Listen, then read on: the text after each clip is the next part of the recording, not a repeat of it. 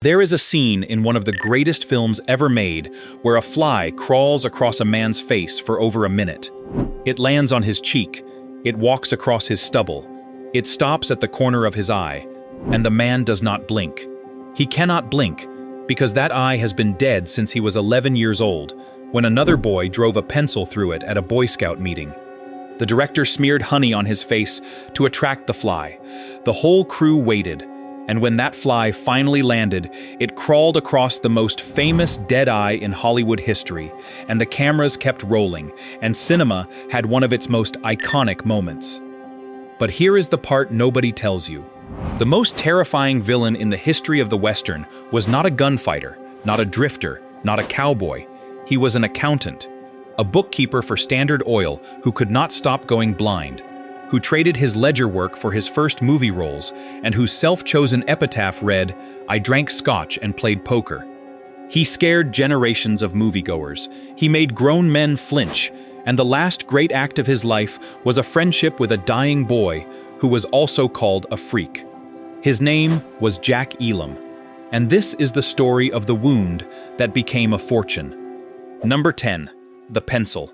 William Scott Elam was born November 13, 1920, in the copper mining town of Miami, Arizona, about 85 miles east of Phoenix. His father, Millard, worked as a millman for the Miami Copper Company. His mother, Alice Amelia, died when Jack was 3 years old, after a roughly 3-year struggle with paralysis. After her death, Jack and his older sister Mildred were shuffled among relatives in environments that were, by all accounts, less than ideal. His father remarried in 1928 to a Kansas-born schoolteacher named Flossie. As a boy, Jack picked cotton on nearby farms to help the family survive. At some point around age 9, he went to live with his father in Northern California, where Millard, himself going blind, worked as an accountant. And then came the night that changed everything. Around 1931, at a Boy Scout meeting on a big initiation night, 11-year-old Jack Elam got into a scuffle with another boy. The boy drove a pencil through his left eye. There was no doctor present. It was not treated until sometime afterward. Surgeons eventually removed the lens and left the eye sightless. But here is the detail that most people get wrong. The eye did not immediately wander. It was blind, yes, but it tracked normally with the good eye for nearly 20 years. It was only in his early 30s, right as his film career was beginning, that the damaged muscles finally gave out and the eye began to drift outward. The trademark look that would make him famous was not something he was born with. It was not even something he grew up with. It arrived precisely when he needed it, like a curse that decided to become a gift. But before that gift arrived, Jack Elam had an entirely different career, one that involved ledgers, balance sheets, and a slow, terrifying realization about his remaining good eye. Number 9. The Accountant Who Went Blind. Jack Elam did not dream of Hollywood. He dreamed of columns of numbers that balanced. For junior college, he became an accountant for Standard Oil, reportedly starting at 16 by lying about his age. He worked as a bookkeeper at Bank of America, managed the Hotel Bel Air in Los Angeles, and eventually landed in the film industry, not as an actor, but as the bookkeeper for Samuel Goldwyn Studios and the office controller for William Boyd's Hopalong Cassidy Productions. He was the man who made sure the money added up, while other men rode horses and fired blanks.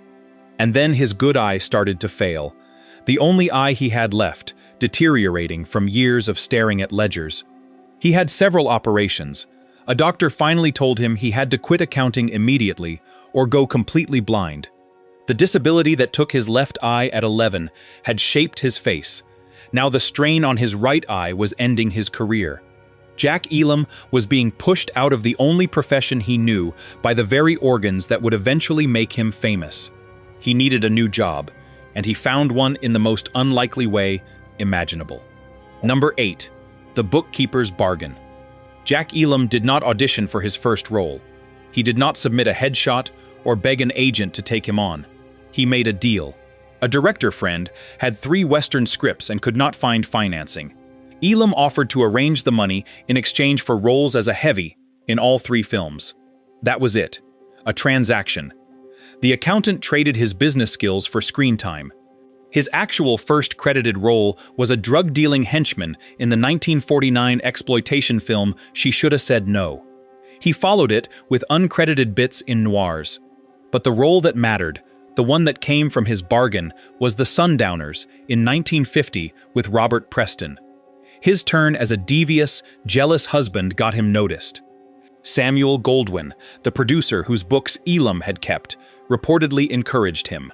"You have the perfect face to play a tough guy," Goldwyn told him. Coming from anyone else, that might have been an insult. From a studio chief, it was a career. But Goldwyn had no idea just how right he was. Because in 1951, Jack Elam walked onto the set of a hostage western with Tyrone Power and Susan Hayward, and he did something that would terrify audiences for the next 20 years. Number 7. One Real Jack. The film was Rawhide, directed by Henry Hathaway in 1951. Jack Elam played Tevis, a wild-eyed psychopath who terrorized a toddler by taking near-miss potshots at her and tried to strangle Susan Hayward. Critics would later call it one of the most chaotically evil performances the Western genre has ever produced.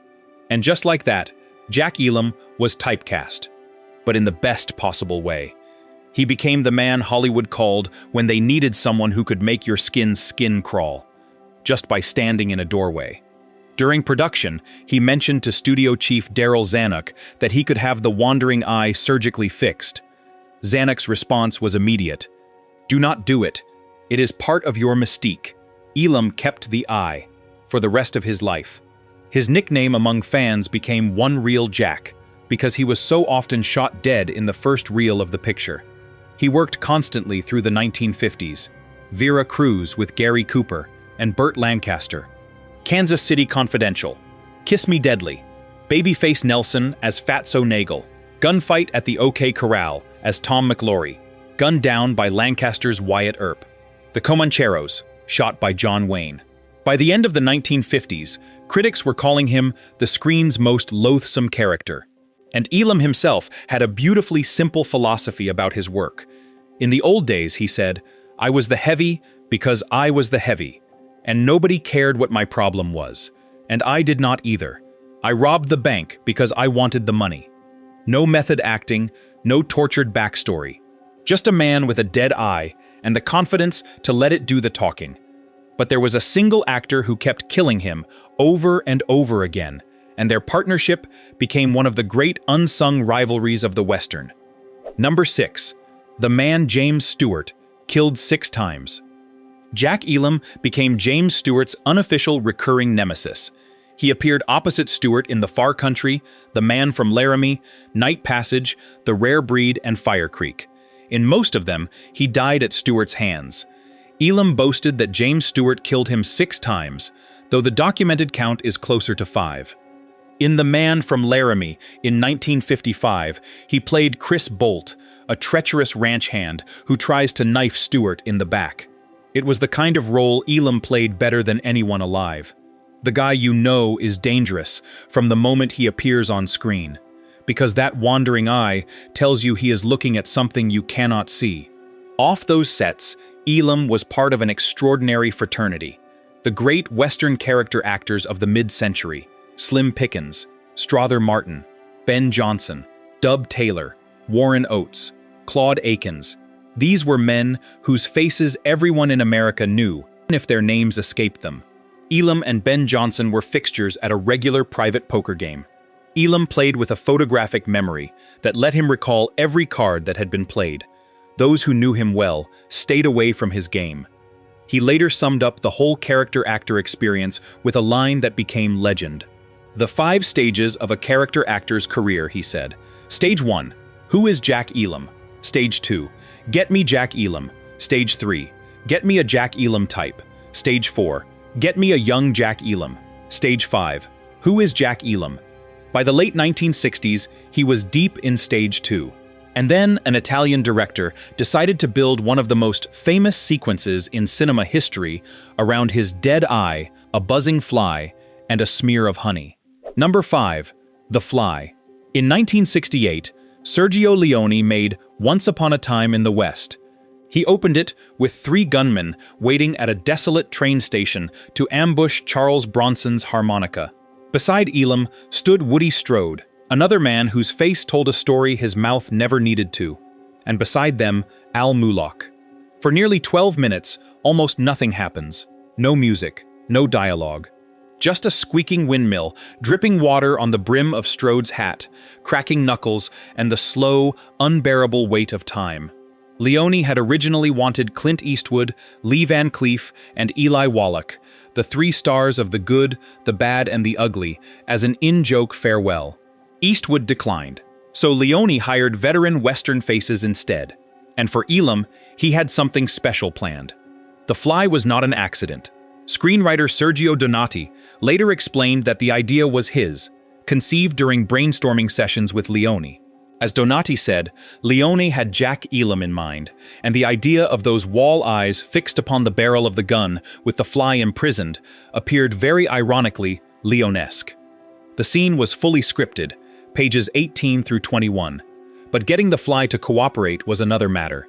They first tried a fake fly on Elam's face. It looked terrible, so they smeared honey on his beard to attract real flies, kept in a jar just out of view, released one at a time. Only 1 fly cooperated. They went with it. For roughly 100 seconds, the camera lavishes attention on Elam's face. The fly buzzes.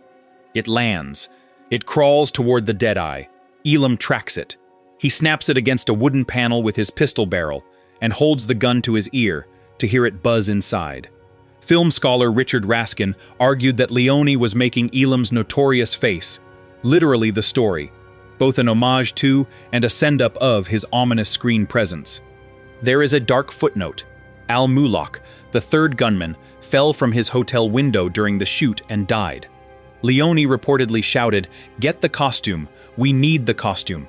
A crew member in wardrobe doubled for Mulock.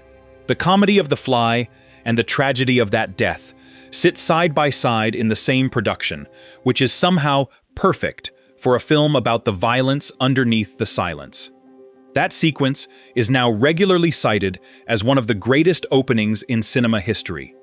And Jack Elam, without speaking a single word of dialogue, delivered what one writer called entire pages of script using nothing but his face.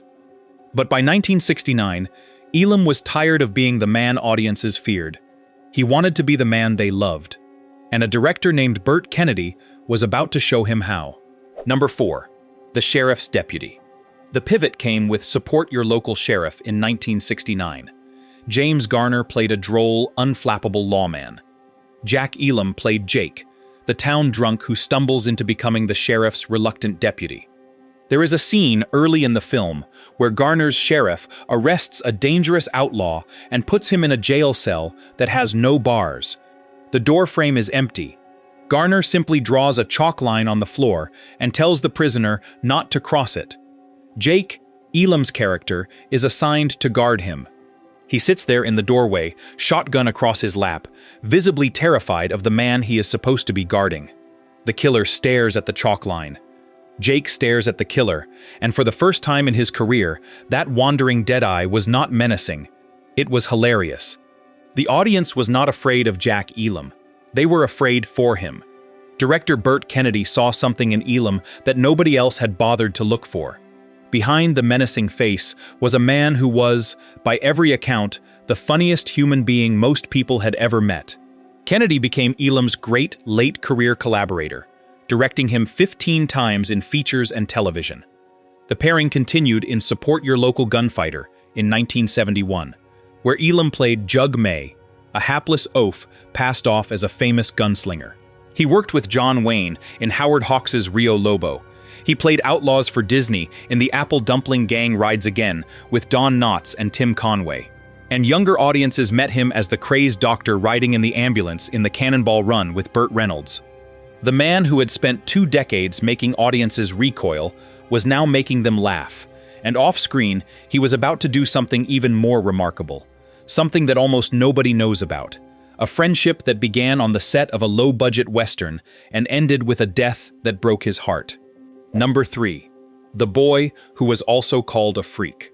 In 1986, Jack Elam was filming a low-budget science fiction western called The Aurora Encounter in Texas. He played the town drunk.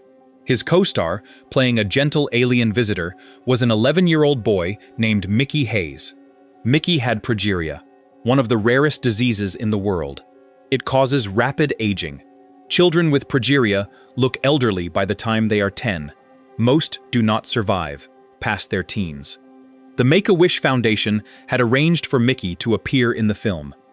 And Jack Elam, the man whose childhood had been defined by a disfigurement, the man who had been stared at and mocked for his wandering dead eye, took one look at this boy and saw himself. They became inseparable on set. Their bond was later documented in the 1987 documentary, I Am Not a Freak. Elam reportedly said, "You know, I have met a lot of people, but I have never met anybody that got next to me like Mickey." Think about the resonance of that. A man the world had called a freak because of his eye, embracing a boy the world called a freak because of his disease. Two people who knew exactly what it felt like to have strangers stare at you and look away. Mickey Hayes died on his 20th birthday, June 30th, 1992. Jack Elam never talked about it much. He was not that kind of man. He did not give speeches about his feelings. He drank his scotch. He played his poker. He told stories that made you laugh until you cried. But somewhere underneath that cantankerous, salty-tongued exterior was a tenderness that only a dying boy had fully reached. Number 2. The warmest villain in the room. Off-screen, Jack Elam was the opposite of every character he ever played. His close friend, Larry Green, called him the funniest human being we have ever met. A man who made the profane seem like it should be in the dictionary. He told incredible stories. About the time he and Henry Fonda pulled pranks on Charles Bronson during Once Upon a Time in the West. About a tale involving Gary Cooper that would bring tears to anyone's eyes. About the time he reportedly bought a brothel in Mexico after one drink too many, and the production company had to buy him out of it. He loved horses and cigars and Cutty Sark Scotch. He collected small elephant figurines. He was married to his second wife, Jenny, for 42 years until the day he died. His first wife, Jean, had died of cancer in 1961. He had 3 children. Another close friend said it best. He was cantankerous in a great way, in a funny way. He smoked, drank, all that stuff. He lived one of the best lives I have ever seen. He kept working into the 1990s. His final screen appearance was the 1995 Bonanza reunion movie, playing a character called Buckshot. After that, he retired to Ashland, Oregon, quietly, on his own terms. Number 1. I drank scotch and played poker. Jack Elam died on October 20th, 2003, of congestive heart failure at his home in Ashland. He was 82 years old, 3 weeks short of his 83rd birthday. He was survived by his wife Jenny, his 3 children, 3 grandchildren, and 3 great-grandchildren. For decades, reference books listed his birth year as 1916 or 1918. Even his obituary got it wrong, because Jack Elam had lied about his age as a young man to get work, and the lie stuck. His birth certificate says 1920. The man who made a career out of deception had started deceiving people long before Hollywood. The honors came, but they came the way things always came for character actors, quietly. The first Golden Boot Award in 1983. The Hall of Great Western Performers at the National Cowboy and Western Heritage Museum in 1994. True West magazine named him the best Western film villain, the bad guy we love to hate. He chose his own epitaph. I drank scotch and played poker. That was it. No mention of the 130 Westerns. No mention of Sergio Leone or James Stewart or the Golden Boot. No mention of the pencil or the eye or the fly. Just scotch and poker. And that tells you everything about Jack Elam. He never took himself seriously. He never pretended to be more than what he was. He robbed the bank because he wanted the money. He played villains because the face worked. He switched to comedy because the laughter felt better. And when a boy with a dying body needed a friend who understood what it meant to be stared at, Jack Elam laid down his cards and showed up. He once described the 5 stages of a character actor's career. Who is Jack Elam? Get me Jack Elam. Get me a Jack Elam type. Get me a young Jack Elam. Who is Jack Elam? Well, now you know who Jack Elam was. An accountant from a copper town in Arizona who lost an eye at a Boy Scout meeting, went blind staring at ledgers, traded his bookkeeping for a movie role, became the most terrifying face in westerns, made the whole world laugh, and left behind an epitaph that proved he never needed anyone's approval. He drank Scotch. He played poker. He let a fly crawl across his dead eye for Sergio Leone, and he was the best friend a dying boy ever had. If you did not know his name before today, now you do. Hit that subscribe button, because the Golden Age was built by faces like his, faces you never forgot, even when you never knew the name. And those faces deserve to be remembered.